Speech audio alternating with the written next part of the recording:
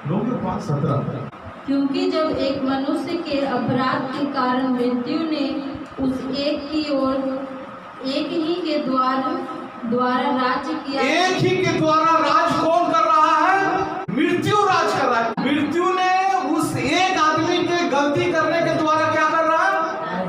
राज कर रहा है। लेकिन मृत्यु कैसे? 21 पद को पढ़ो बेटा, रोमियो में वहीं पर 5 अध्याय का। कि जैसा पाप ने मृत्यु फैलाते हुए राज्य किया। मृत्यु के ऊपर कौन है? पाप। कौन राज कर रहा है? पाप। मृत्यु आया कहां से? पाप की मजदूरी मृत्यु है। तो भैया पाप किए तब ना मृत्यु आया। अगर आदम पाप नहीं करता तो धरती का कोई इंसान मरता ही नहीं।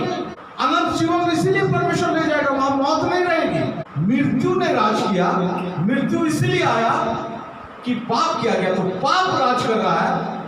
पाप कराया कौन? इब्रानियों 2:14।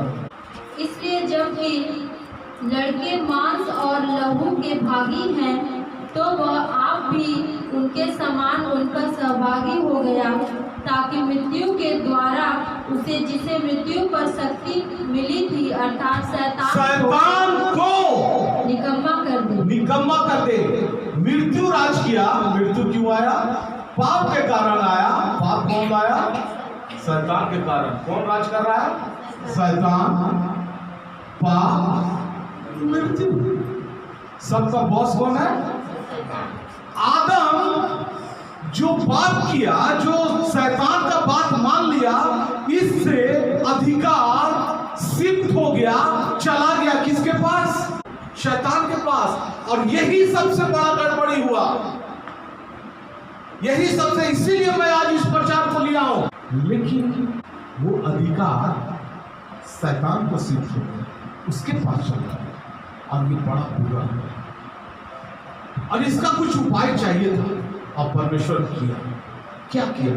चलते हैं आगे। मरकुस 5 अध्याय। यहाँ कहानी क्या है? एक लड़की मर गई। 41 पर 40। और लड़की का हाथ पकड़कर उससे कहा, तलीता कुमी, जिसका अर्थ है, हे लड़की, मैं तुझसे कहता हूँ, उठ। और लड़की तुरंत उठकर चलने फिरने लगी। वो क्या हो गई थी? मर गई थी। और यीशु मसीह अब बताया, मौत पर भी मेरा अधिकार है। लड़की उठ। शैतान सोचता होगा कि अधिकार तो मेरा आ गया था, इसमें ये कौन आ गया बीच में भैया, और मेरा अधिकार पे डिस्टर्ब कर रहा है।